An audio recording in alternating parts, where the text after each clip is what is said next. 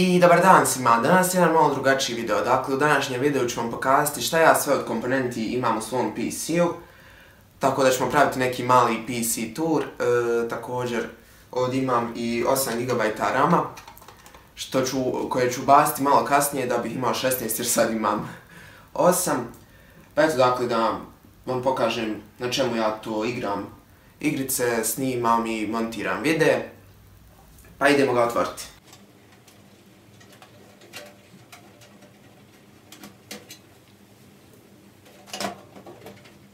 Evo ga dakle.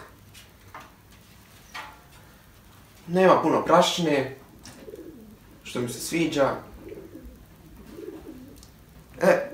Od čega ćemo krenuti? Idemo krenuti od matične ploče. Dakle, matična ploča je Asus Z97K. Dobra ploča, mislim, nemam šta da kažem puno o njoj. Također, overclockerska je ploča, što znači da ima veliku mogućnost da se overclockuje procesor, memorija, grafička i tako dalje, iako to još nisam pokušavao, jednom ću vjerovatno probati. Idemo dalje, dakle, procesor je Intel Core i5 4690K. Radi na 3,5 GHz u normalnom modu, a u turbo modu ide i do 3,9 GHz. Dobar procesor za igranje, za montiranje klipova, eto tako. Ima inače 4 logičke, 4 fizičke i 4 logičke jezgre, nema ono hyperthreading, da ima 4 fizičkih i 8 logičkih, ali to nije neka opcija velika. Dakle, dalje RAM memorija 8 GB Kingston HyperX Fury, pa eto, za 8 GB nije nešto sad previše, ali eto, taman ono, ko se sad ne bavi nekim pretjeranim, ko ne igra previše igara, jer sad ove novije igre sve zahtijevaju minimum 8 GB, a optimalno je 16. Također i za montiranje videa nije loše. Fino se može montirati video na 8 GB RAM-a. Eto, to je to što bih ja rekao o RAM memoriji. Dalje je grafička, vjerovatno vas to najviše i interesuje. Gigabajtova GTX 960 grafička kartica, odnosno Nvidia, ali Gigabyte proizvođač, Nvidia je čip unutra. Dobra grafička, ima 2 ventilatora, što je dobro što se tiče hlađenja.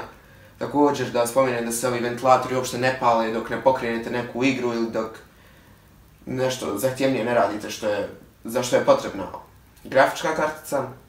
Ima 2 GB DDR5 memorije. Za ove današnje igre je to neki minimum, hajde da kažem. Naravno, poželjno je da uvijek imate što više grafičke memorije.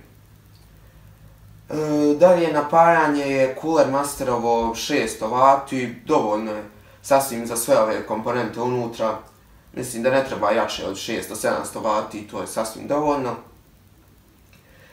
Dalje, hajde da pređemo na pohranu podataka, tako da kažem.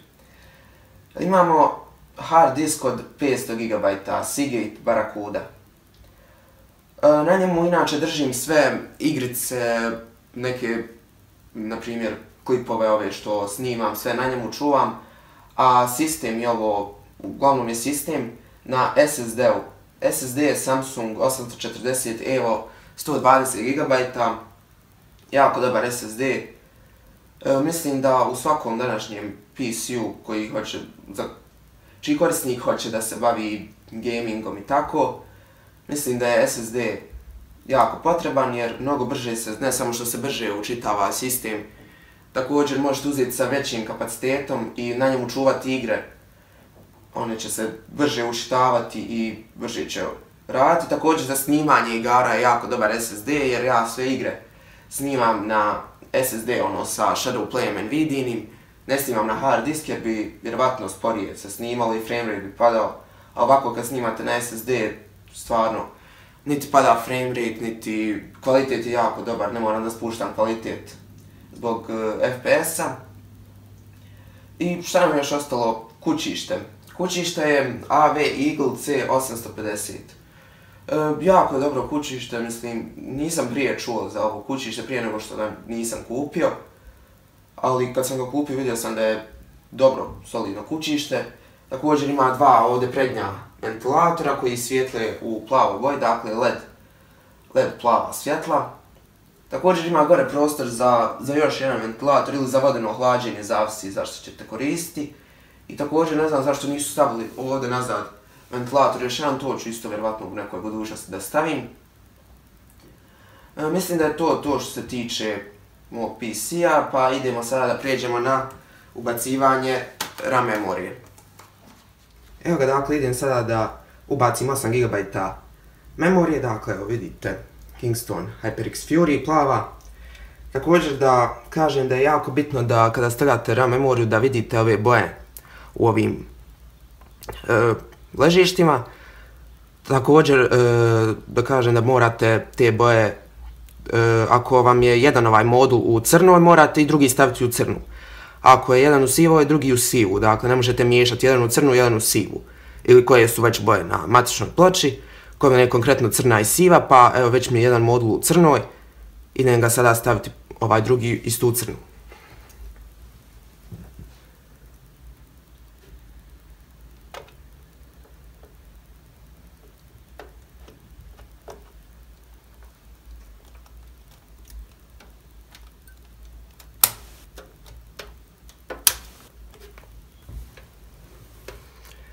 Eto ga, dakle, RAM memorija postavljena, idem sada upaliti komp. Evo ga, dakle, upalio sam PC i vidite 16 GB RAM-a, što znači da je sa memorijom sve u redu i da je prihvatilo memoriju. To bi bilo to što se tiče ovog videa. Ako vam se svidio, ostavite like, pretplatite se na kanal i podijelite video. Vidimo se u nekom sljedećem. Doviđenja!